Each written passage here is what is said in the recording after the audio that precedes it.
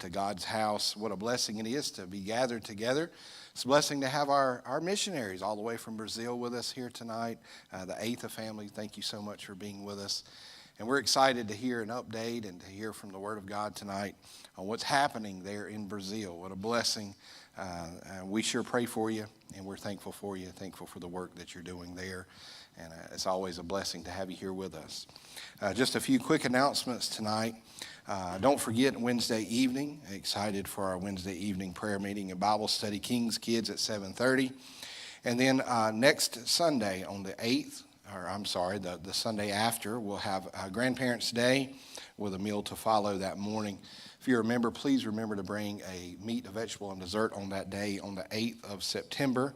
And then on the 17th of September, we'll have our senior outing, going to Moose Cafe and the Farmers Market, leaving the church at 8 a.m.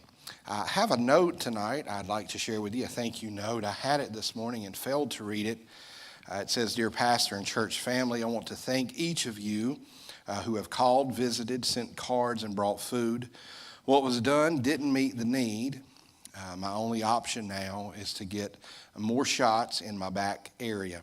I'm thankful to be able to be back in church. We appreciate your concern and your prayers. In him, Preacher Wood." And it is such a blessing to have Preacher Wood back with us. He means so much to us. And we're praying for the upcoming appointment and praying for the continued recovery there with the back situation there. So a note from Preacher Wood tonight. All right, at this time, let's stand together and let's sing number 145, "It Is Well With My Soul." Standing tonight, number 145, "It Is Well With My Soul."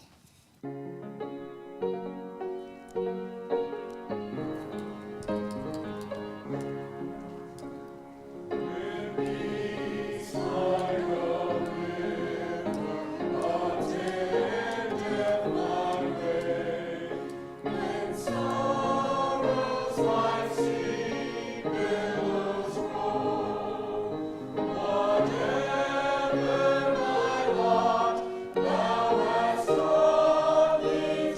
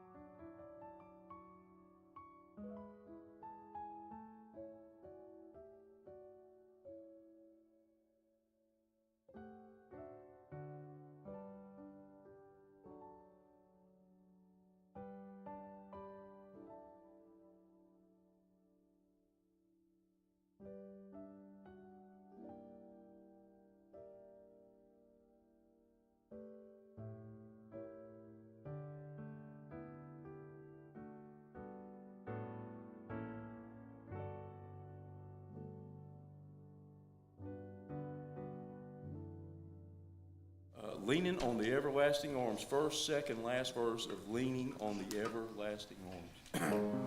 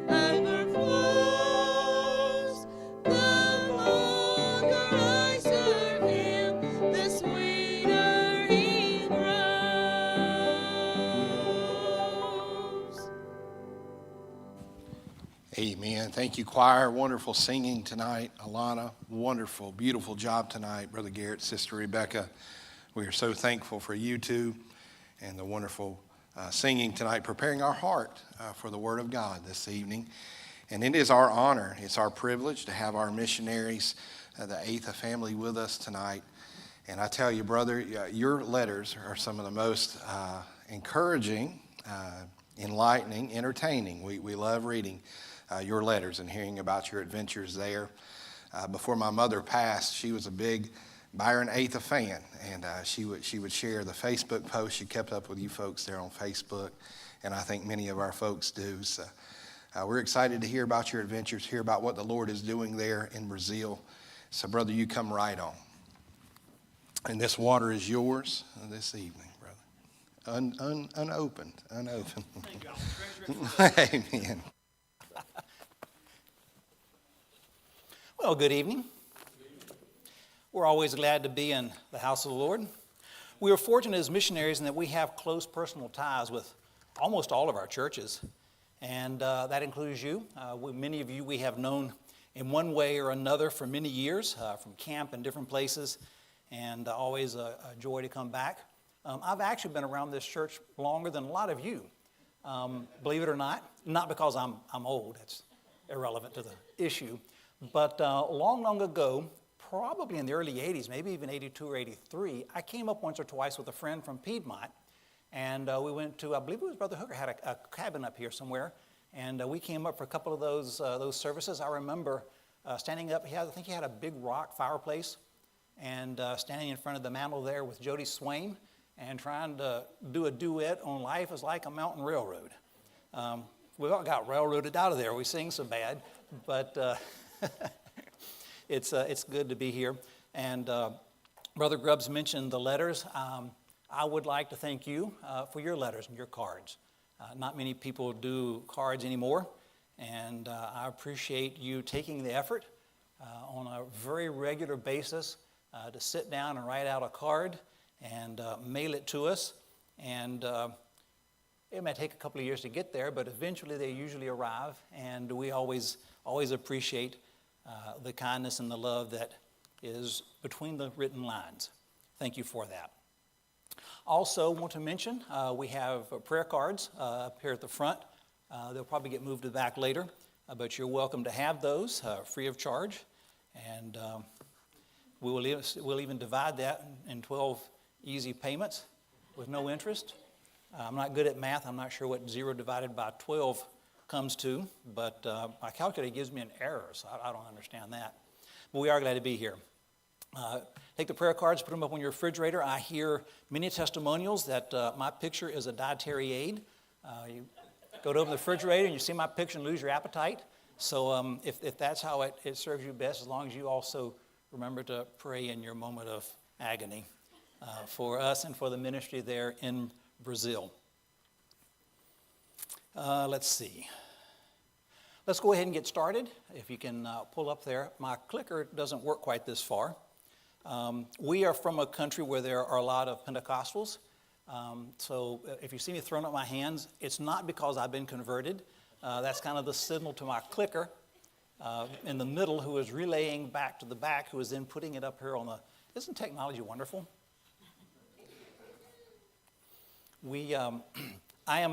Brazil is not known for their being on time, their punctuality. And maybe that's gotten into my blood because I'm one of the few people that can get somewhere 2 hours early and actually be late. 4 o'clock we were here, and kind of warm down here, so we wandered up to Hanging Rock to find some shade to sit. And then when I got here, the computer decided to go all mule on me, and still ended up being kind of late. But we're going to see how this works, and that's one of the things about being a missionary. You've got to be flexible, otherwise you will break. So let's see what happens here and show some pictures of my grandkids and my vacation. Is it not working? No. Once it makes the connection, it should, but... Oh, just slow. Yeah, I told you the first one would be a little slow here. I think you missed one, or is that the first one? All right. Well, we are Byron and Michelle Atha. I think I've already said that. We've been in Brazil for 30 years now, coming up on our 30th ministry anniversary. Those are not our kids. That's actually she and I. She you recognize right away. True story. For our 20th wedding anniversary, I had a big billboard put up in our hometown, right there near the church. And it was kind of fun. We were going to church that first day after they put it up, and we come around the corner there, and Michelle saw it. And that was kind of fun. But the interesting thing is that for a number of days after that, I would run into people in town, and they would say, "Hey, who's that guy in the picture with your wife?" So I guess one of us is aged more than the other.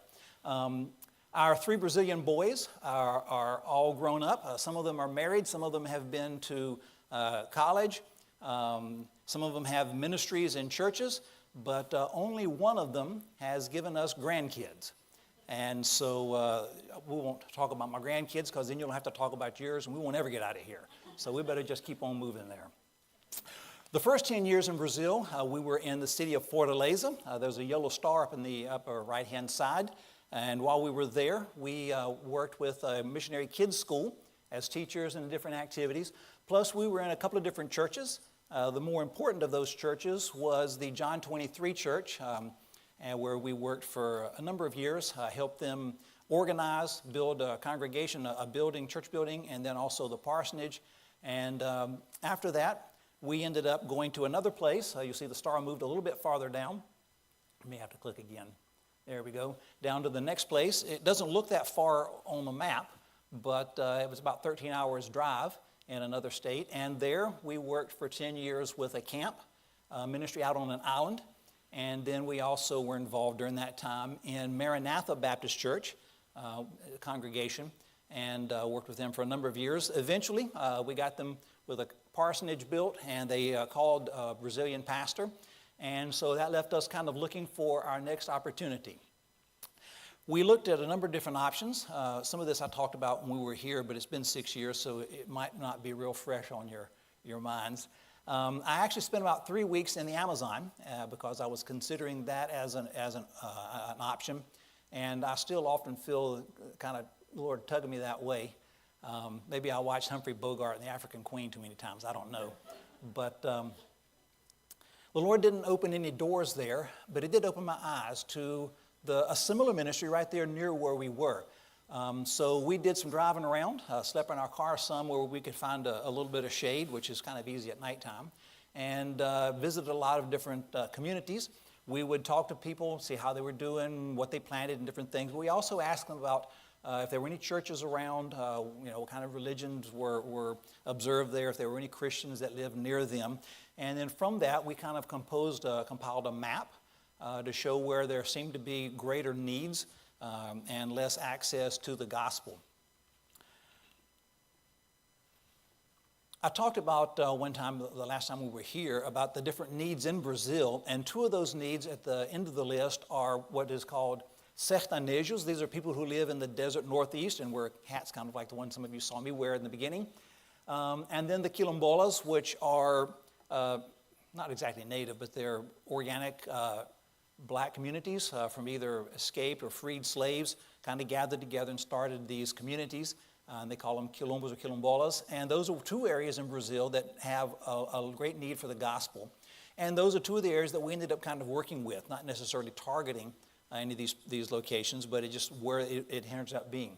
So we've got kind of a rough plan. We feel where the Lord has called us to. What's the next step? Well, we start doing preparation. We had to do a little more traveling. You can see we're trucking around on what's the equivalent of I-40 there, running around in our car. And we would go somewhere and pick up the pieces on the way back that happened to fall off. But we decided to concentrate on the area in the rectangle there. As you can see on the right-hand side, there's that string of little dots. The red ones, sometimes covered up, but the red ones are places where we found no access to the gospel. There were no churches. Some of these communities are, 3 houses. Some of them are 30 houses, a lot of variety in size. But the reason they're kind of in a string is because there's what passes for a river in the desert. It's called the Salitre River. We wouldn't call it much more than a creek, but, if you don't have any water, then anything that runs, I guess, is close enough to a river. But because there was water there most of the year, they used it for irrigation or even just for their own household needs. And that was kind of where the communities built up. It actually used to be a very large sugarcane area, but the need for sugarcane kind of diminished, and over time that wasn't what they grow anymore. We also began going in our preparation to some seminars on missions that were held by a Brazilian who does something similar a good distance away from us. We began working on the materials. I especially wanted to prepare and use a through the Bible kind of study, where we started Genesis and kind of hit the highlights, especially as they relate to salvation, to sin, the fall, creation fall, and all these kind of things, kind of building the basis for salvation. Of course, we did a lot of different kinds of activities like the street preaching, and we were involved in some vacation Bible schools. We got into some of the local schools also. All of this kind of building skills and preparations and tactics for the areas. And we were actually already beginning to move into some of the interiors and practice some of those things. We would stop somewhere in town, put up a little tent on the side of the car, and run around trying to find some kids to have kind of a lightning Bible school there, or a Bible club. We also used some study courses. These were individual. You give the person a booklet, they would study it, fill out a test, and then you would trade it for the next one up. We've used those off and on for quite a while. And I also began using some little MP3 players. They're solar. And then when we were places, especially that didn't have electricity or they were farther out, or sometimes it was somebody just couldn't use, an older lady who couldn't use a cell phone or something, but could push just one button to turn it on. And these sometimes were quite useful for getting out the Bible and some sermons and some Bible studies in remote locations. Michelle was involved with a program that she took called Umbrella Prayer, copied from a pastor here in America with her permission, where they take attributes of God and then use that to pray. They would do little designs and girly stuff that would make it look pretty. And so she did that quite a bit up until COVID. One of the things we discovered as we began running along these roads is that our regular car didn't hold up very well. And so sometimes the damage took a while to develop, and you could hear something kind of wobbling and loose, and you had time to repair it. Sometimes the damage was a little more immediate because of driving skills and other things. Maybe I've been watching too many match recovery videos on the internet. But sometimes the damage was a little more evident and a little more drastic. And it's opinion, it's one of the days we came home with parts in the trunk. So we had there what belonged to our boys was called a sandrail. It's a Volkswagen engine and suspension, and they just take metal tubes and weld it all together. And it's fairly robust. There are fewer things to break. It's relatively easy to fix. There are no windows, no doors, no roof, not much of a floorboard. And so it's light and handles the rough roads fairly well. It's also fairly versatile. There are a lot of things that you can pack on it, including sleeping on top of it if you need be. And if it's one of those days when the tarantulas are running too much for you to sleep on the ground, every once in a while we get waves with them. What we discovered is that wherever we went, kids especially just loved the car. And we would stop somewhere and they would all crowd around and start looking at it and asking questions and climbing on it like it was a big jungle gym. And it was kids of all sizes and ages found it interesting. Even teenage girls sometimes would scream and come running. And so we would wave at the kids, and sometimes we would stop. There was one house where every time we drove past, a couple of houses actually, the kids would come out, and eventually we would stop and talk to them and give them some candy. And in some cases, we began doing Bible studies with some of those. In fact, this family, we were driving down the road one day, and they stopped just in the middle of the road. And everybody comes piling out of the car. I didn't know if it was a Chinese fire drill or if they was fixing to rob us. It was one of the two. They didn't look Chinese, so that wasn't, I guess, a very... Is Chinese fire drill racist? Never mind. Anyway, this family stopped us, and they lived along the road, and so we started stopping and visit them. And for, I don't know, maybe 2 or 3 years, every week we would stop by and tell them a Bible story. Sometimes we would pray with them about their needs. We actually helped them when their son needed surgery, and we'll build some relationships along the way with that. There are some disadvantages of the sandrail. Every day is a bad hair day when you ride in the sandrail. We eventually started using helmets to kind of keep all those follicles in their location, especially when the follicles are getting fewer and far between. Another disadvantage is that whatever is on the road is also on you. If it's muddy, you're muddy. If it's wet, you're wet. If it's dusty, you're dusty. And that's not always a great way to travel. I have sat on people's couches and to give them Bible study. And when I got up to leave, I left a damp spot because I was soaked from the rain. And so it's kind of a challenge. There's also not a lot of seating room. This is not my hood ornament. I haven't been hunting deer. I don't drive around with a deer on their hood like some people used to do. But this guy broke down. We wanted to give him a ride, and there was no room. It was just too small. And so that was another reason that we decided to go ahead and buy another vehicle.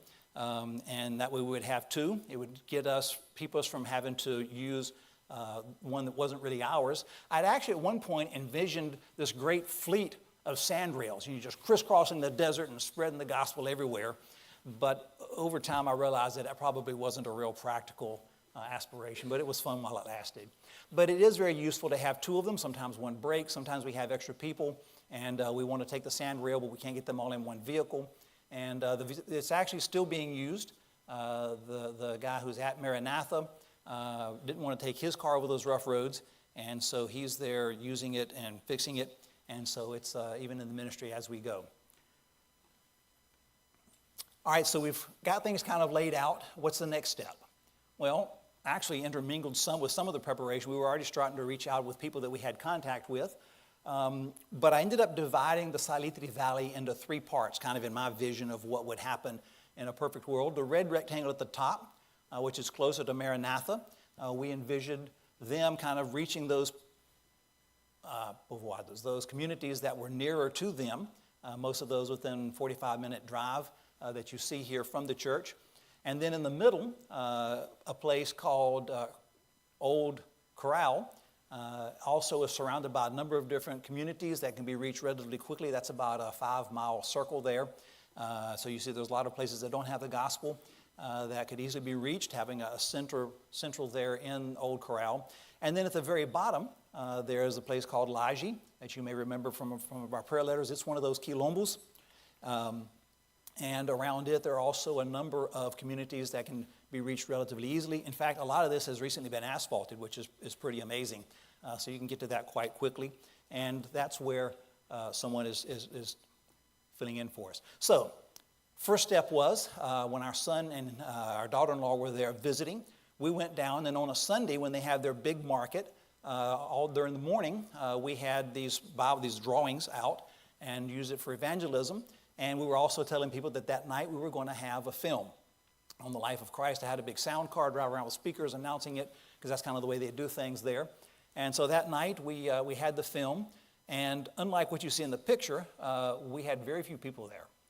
There was one couple that sat there. There was a girl who brought some kids who spent more time making funny faces in front of the projector than did actually watching it. And then at the very end, a couple shows up when it's almost over. And I was really kind of discouraged, but at the end, as I was beginning to do, I said, listen, if you would be interested in having a Bible study and learning more about the Bible and the life of Christ, talk to me after the film. And so I'm putting things away, and the couple that came at the very end said they were interested in it. And I said, well, great. Well, he was expecting me just to hand him a Bible study, some kind of a booklet or something. I said, no, I'll come to your house. He says, you're going to come to my house, yeah, every week, yeah, all the way from your town in Sobradinho, yeah, just to teach me the Bible. I says, yeah. He says, well, the least I can do is give you lunch. And I said, yep. So for a long period of time, we went and had the Bible study with them. It was exciting to watch them grow. Unfortunately, they ended up moving away for better job prospects. But as part of that growth, they actually got married. They just had been living together and had gotten saved and hadn't really taken that step to try to obey the commands of the Lord. And so we were there for their wedding.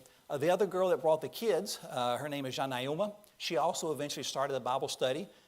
She was already saved, but really didn't have much growth, and we were able to do a number of Bible studies with her. In a lot of ways, kind of a sad story. Her mother passed away, leaving her with 3 younger siblings, one of which was a baby that hadn't even been weaned. And she was, 18, 20 years old, and having all this dumped on her all at once. Shortly after that, her alcoholic brother died, and a lot of sadness and difficulties. But the Lord was good to her, and really in a lot of ways prepared her even before, and helped her through all of that. And not too long before we left, we actually saw her get married. I didn't think having those kids to care for, she'd ever find a man that would be able to and willing to help with the kids. But Carlos is helping them, doing a good job. He loves the kids love him, and we're excited how the Lord's working there. Now, I mentioned that usually we did the film thing, but that wasn't always how we made our contact. One day I was driving along, and I saw a boy, a teenager, down on all fours, kind of crabbing around. And I told Michelle, I says, we need to find out if we can do anything to help them. And so I stopped later, talked to them. I didn't just want to show up and give them something like Father Christmas, like Santa Claus, and then ride off into the sunset, because they wouldn't really value it because it came too easy. He wouldn't learn anything, and I wouldn't have an opportunity to build a relationship.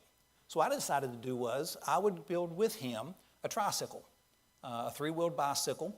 We had to modify the pedals so that his feet wouldn't flip off. And so he sanded it, and we painted it, and we put it together, and a lot of different things, and built up a tricycle that he started calling his girlfriend. He posted pictures of it with it on Facebook and all kinds of exciting stuff.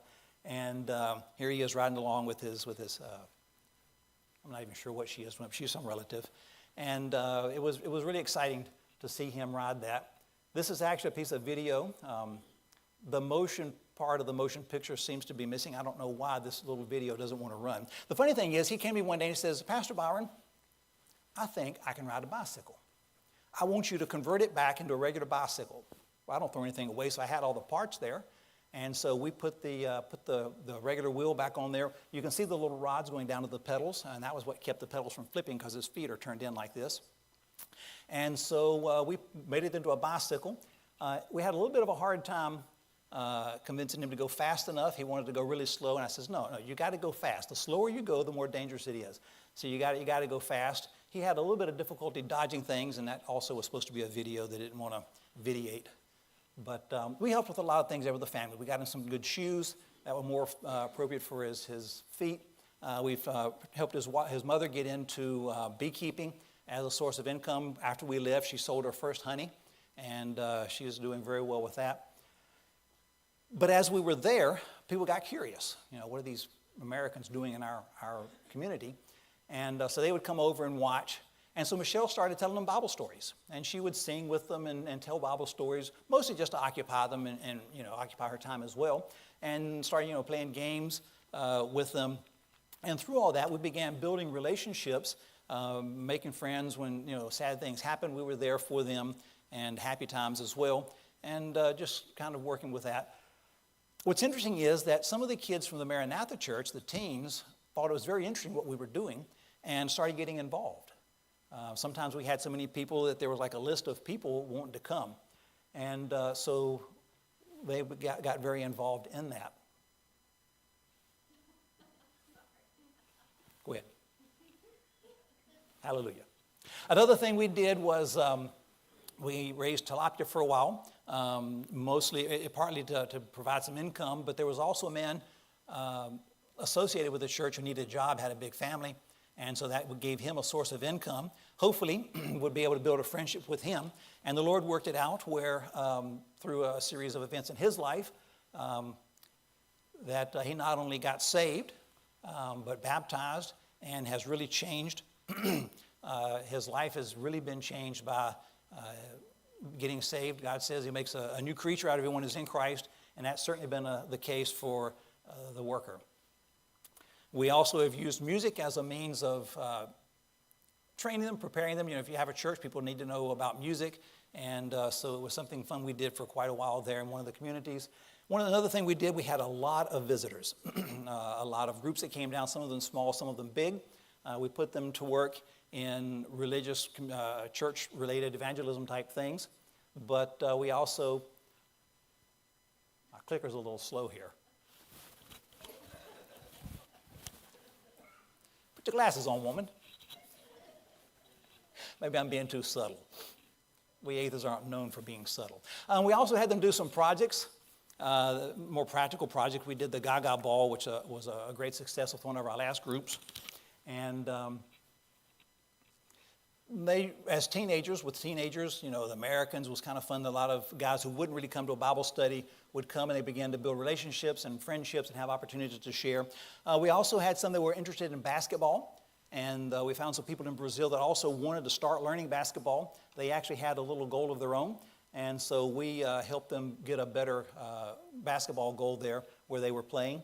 But, it's not just about building friendships and relationships and creating pen pals. What we're looking for here is opportunities to share the gospel.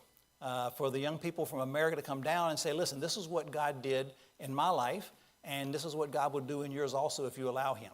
And so they came and shared the gospel and spoke a lot of times. We also have been involved in providing good drinking water. Most of the water is very heavily mineralized and is difficult, disagreeable to degrees. Sometimes to drink, it's not even very healthy sometimes.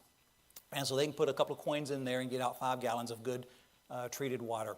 We've worked with a couple of deaf people, not only teaching him sign language, but also some of his neighbors so they can be able to communicate with him. And then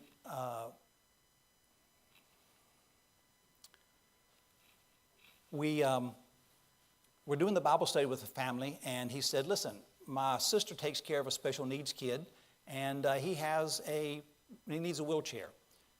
The boy who got the bicycle had an old wheelchair that was raising chickens, and so I got that from him and took 1 or 2 parts off of it, painted it up, and fixed it up for this kid, Max. And his mother was very grateful, started doing the Bible study, and eventually got saved. The maintenance is a big part of what we do. The sandrail is fairly robust unless someone's trying to use it to get their private pilot's license. That is not me flying, that's my son. And every time he comes to visit, I spend a couple of weeks picking up the pieces of the car. But every once in a while, almost every trip, something needs to be tightened or adjusted or something. Usually I can take care of it on the road, but not always. We also have a lot of tires that go flat. And I change the tire with a piece of wood that I lift up a corner, and then if it's really heavy, I get Michelle to do it. And so that's how I change the tire usually. Usually I can fix it on the road. Sometimes we just have to tow it home and see what happens. The Northeast is known for the cowboys that I wore the hat with. And every year they have kind of like a parade. People come and ride horses, 200, 300, sometimes 400 different horses. And this year I also rode with them. Over on the right-hand side, that old saddle-worn fellow on the right there is me. And that was really important to them. They really appreciated the fact that I valued their culture and their traditions and their habits, and really made some good contacts through that. We continue to be involved somewhat with special projects at the John 23 with some of their construction. I mentioned the special needs of surgery. We help several people with surgery financially. And we've been involved with some of the works that I met in the Amazon as well as in Africa. We've also been involved in helping finance through gifts the kids who have gone to the Missions Institute, and we'll talk about that again in just a minute here. So we've got the first contact. We're going down, we're meeting people, they're finishing up the studies. The next step then, we would go in, as I mentioned, we would have the film, then we would ask who wanted to do a Bible study, and as they finish those Bible studies, we would try to draw them together. For example, this family here, so Mr. John, we met his relative walking down the road, needed a ride. Through that, we met John.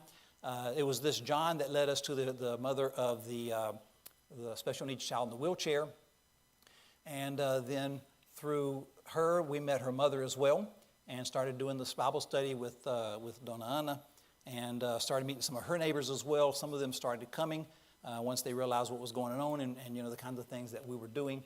And so then we draw those together, and then at the family of the boy in the wheelchair, we have a group Bible study, kind of like a service, preaching service. And then also at the main town, we started renting this house when we couldn't get all the meetings in one day. And we sometimes meet on the outside, and sometimes it's on the inside, depending on how many people we have and how cold it is. Just before we left, we rented a new building a couple of doors up. We actually never used it ourselves. The man that's taking care of the work there, Pedro, is got it all painted up, and this is where they're meeting now.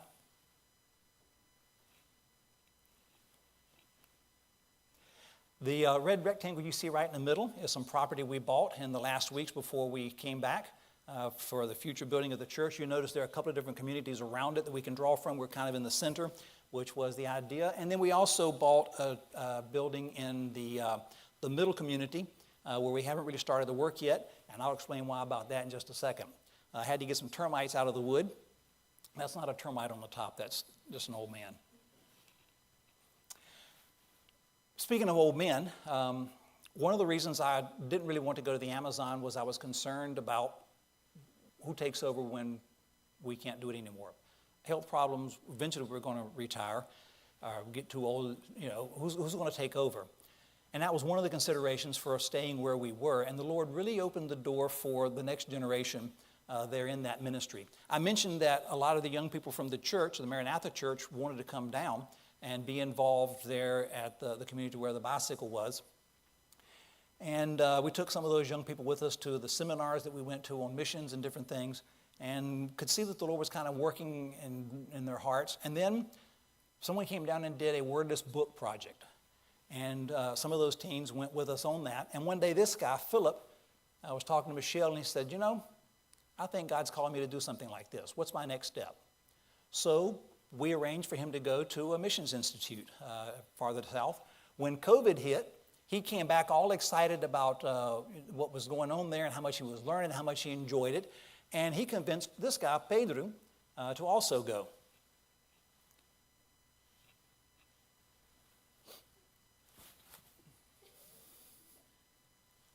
So Pedro also went down. You got kind of fast here. It's kind of clicking through. So then these two together convinced Bruno and Maria to go, who were considering getting married. And so now they're down there. And then Philip's sister decided she wanted to go as well.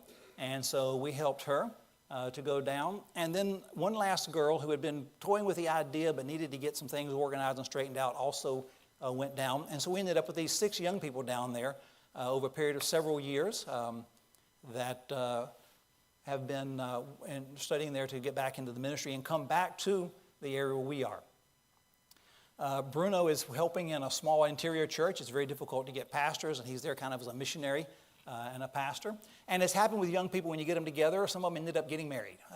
Philip met a girl from Colombia and married her and has been in the ministry now for 2 years. He's actually at Maranatha and still has intentions of helping us there in the Salitre Valley.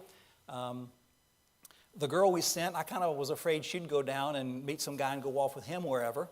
But it turned out she was pretty good bait and hooked us some nice fish. And we've reeled them in. And this couple is going to live in that house in the middle, the little green house there. And they're going to fix it up and kind of start the ministry there in Old Corral.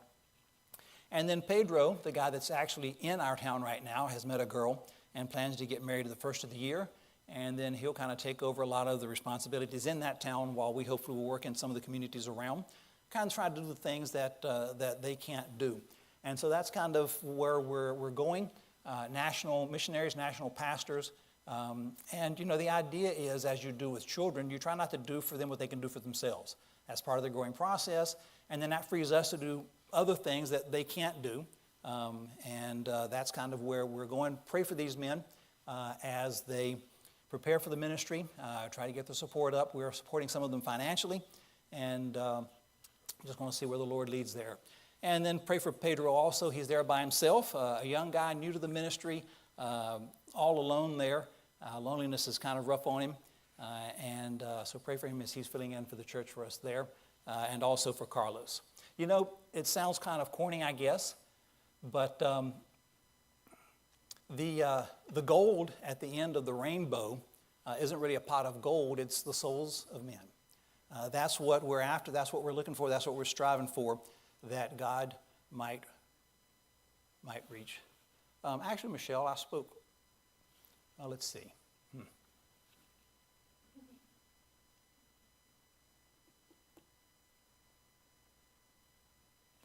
Open, if you would, quickly to the book of Mark. I'm still kind of polishing up the presentation. Obviously, I haven't quite got it whittled down as much as I need to for some of the meetings. So let's see if I can whittle down my sermon. In Mark chapter 5,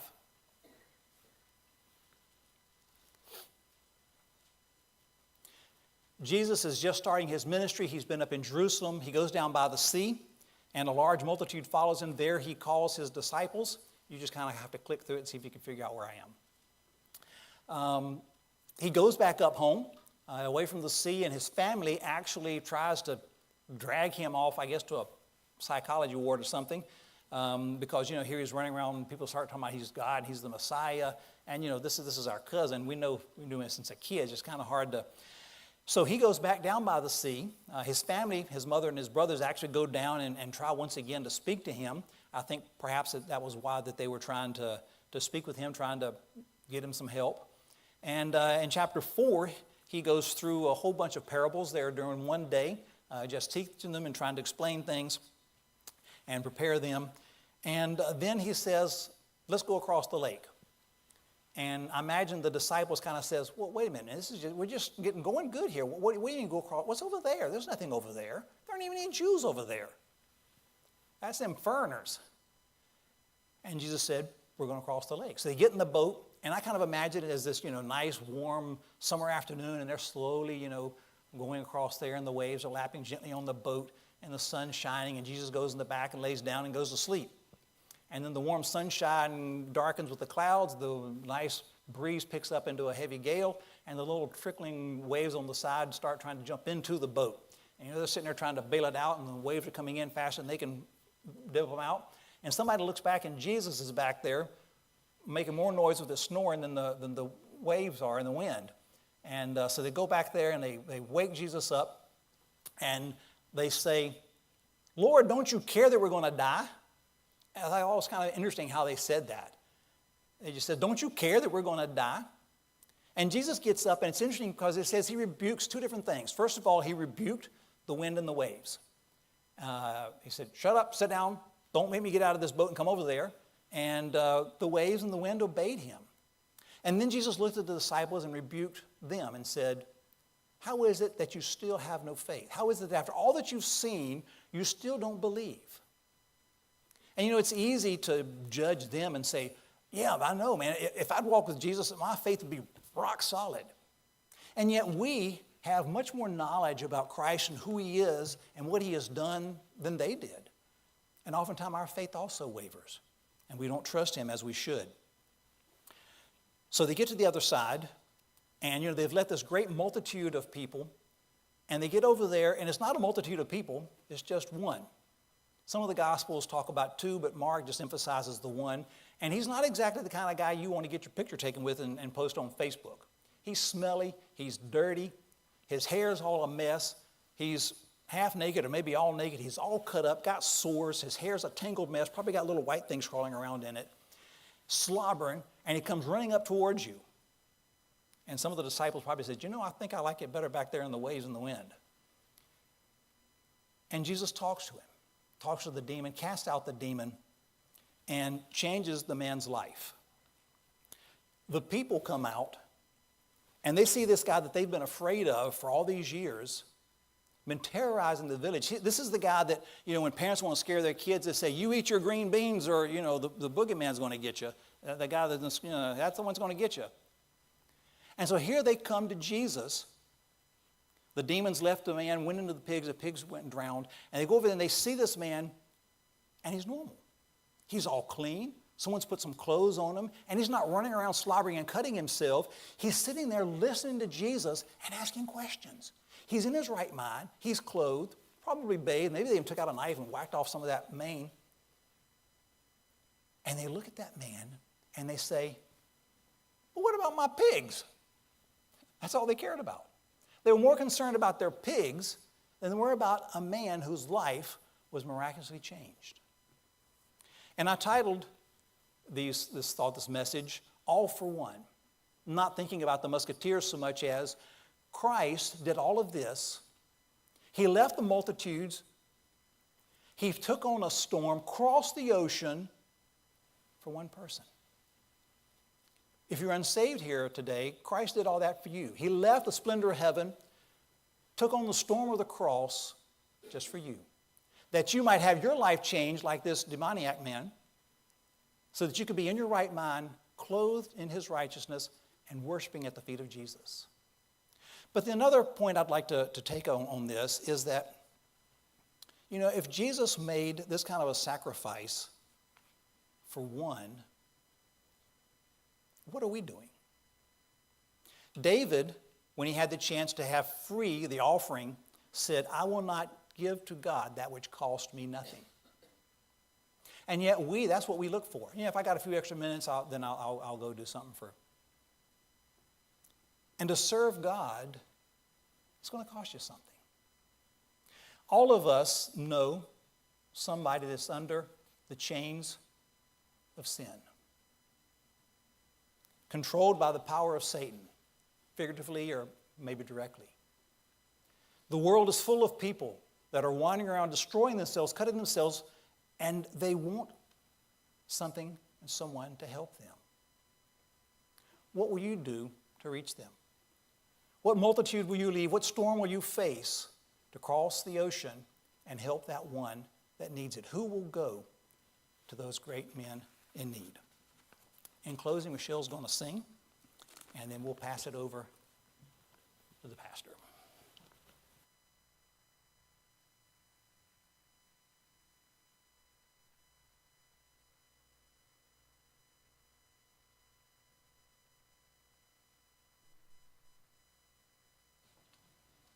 Hold on just a second. There's slides that go with the song.